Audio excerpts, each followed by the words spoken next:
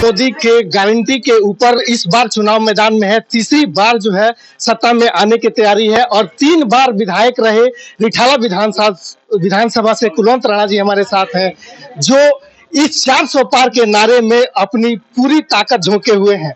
विधायक जी, प्रधानमंत्री की गारंटी तो हम सब देख रहे हैं, आप लोग जब क्षेत्र में हैं, प्रधानमंत्री के गारंटी के अलावे क्षेत्रीय गारंटियां कौन कौन सी ऐसी गारंटियां जिसको लेकर के आप जा रहे हैं लोगों को?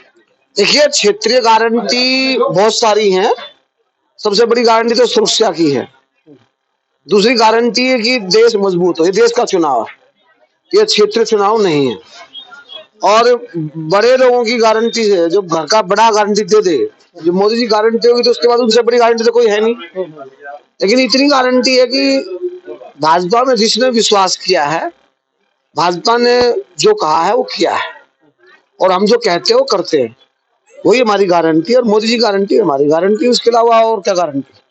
यहाँ अगर हम इस लोकसभा की बात करें, पिछली बार आपने एक बैठक की थी, चाय पर चर्चा की थी, उसमें आपने ये दावा किया था कि हम पूरे इस रिठाला विधानसभा से भारतीय जनता पार्टी को इस लोकसभा क्षेत्र में सबसे ज्यादा मतों से विजयी बना करके भेजते आए हैं और इस बार भी जो है वो करने वाले हैं।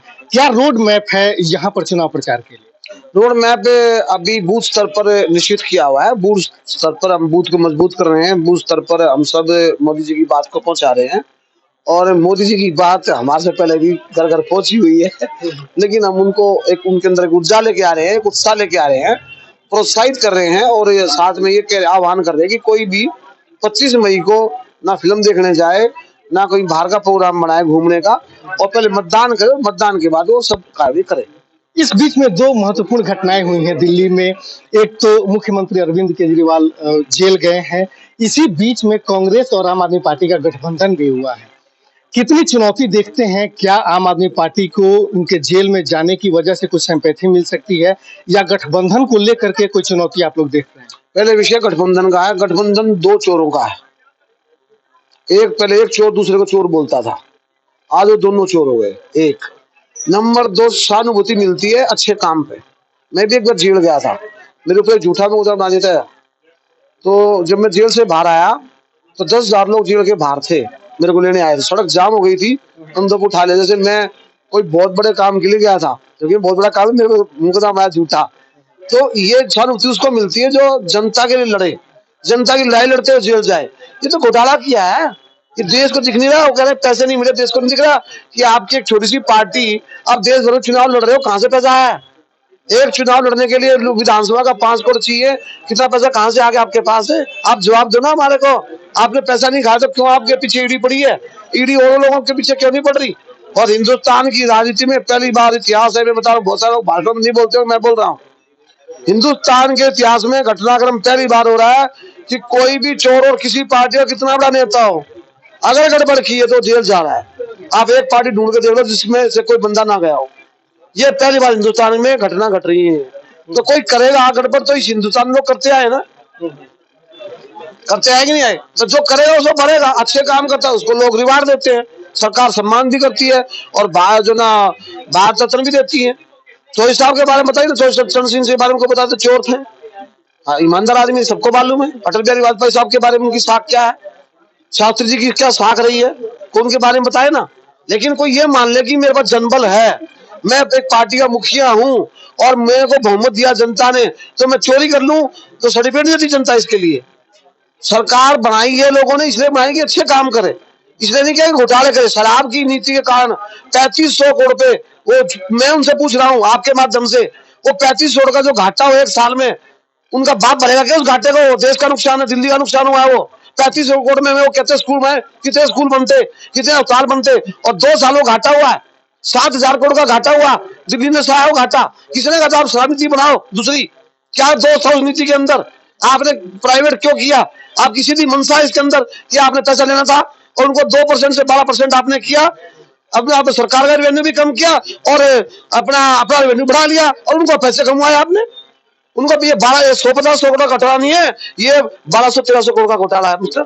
और ये सरकार कैसे बन गई पंजाब में बिना पैसे के? वहां पैसा दबा के बैठा गया, कहां से आया पैसा? तो टैक्स थोड़ी जाता है, जो ऐसा ही पैसा भिजवा जाता है, इसको भेज दो, उसको भेज दो, इसको भेज दो, इससे उठा उसने भेजना है, इसको वहां पहुंचा दो, इसको वहां पहुंचा दो। ऐसे ही रहता है पैसा, घर में रखेगा पता है उसको, घर में रख ले तो पकड़ जाऊंगा, तो घर में कौन रखता है ऐसा पैसा, तो बाहर की बात ट्रांसफर हो गया। तो ये स्कैम बड़ा है और ये लोग कट्टर ईमानदार, हिंदुस्तान में पहला आदमी यही पैदा हुआ है जो कट्टर ईमानदार है और किसकी फोटो लगाता है पता है आपको? ऐसे महान सपूत की जिसने देश के लिए अपने प्राण न्यौछावर कर दिए, उस आदमी की फोटो लगाकर शर्म नहीं आती इस आदमी को?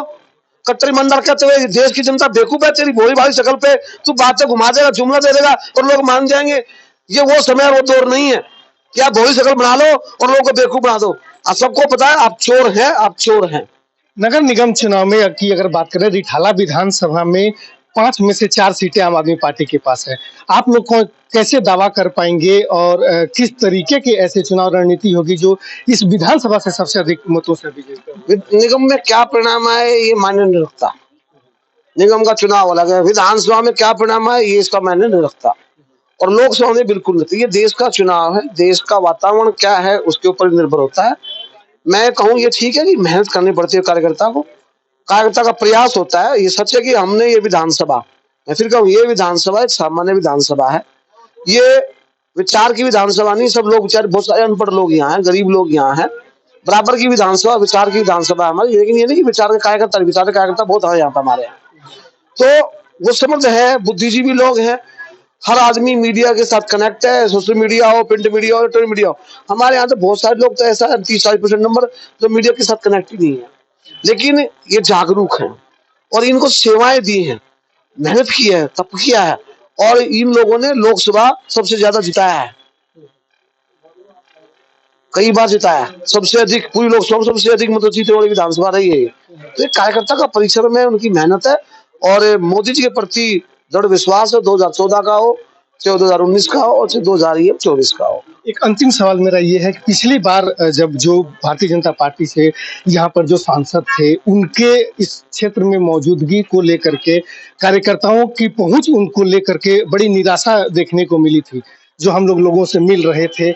इस बार आप लोग उस निराशा को किस तरीके से पाटने की कोशिश करेंगे, कार्यकर्ताओं में उस भरोसा को बनाने की कोशिश करेंगे कि इस बार जो प्रत्याशी है वह कम से कम कार्यकर्ताओं की बात सुने, कार्यकर्ता उन तक पहुंच पाए?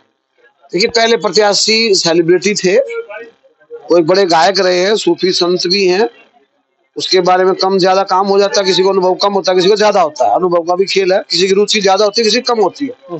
अब जैसे आप बड़ी रुचि के साथ में अपना काम कर रहे हैं तो आपके अंदर एक रुचि है, ऐसे ही जो ये अभी वर्तमान में जो प्रत्याशी निश्चित किए भाजपा ने, इनके अंदर एक रुचि है, एक सामान्य कार्यकर्ता से जीवन प्रारंभ किया है इन्होंने, और कार्यकर्ता की तकलीफ को, जनता की तकलीफ को समझने वाले। तो सीधी सीधी बात है, 30 साल का अनुभव है और टोटल प्योर पॉलिटिकल प्रोडक्ट है।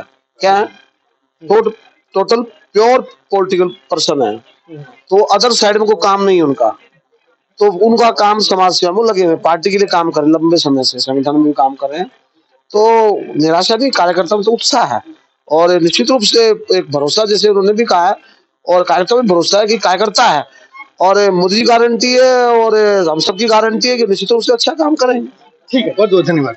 तो ये थे कुलवंत राणा, पूर्व विधायक, बार से विधायक रहे और अब प्रधानमंत्री नरेंद्र मोदी के गारंटी के साथ भारतीय जनता पार्टी के चाहे पूर्व पदाधिकारी हो, नेता हो, कार्यकर्ता हो, सभी उस गारंटी के साथ जुड़ते हुए आत्मविश्वास में हैं।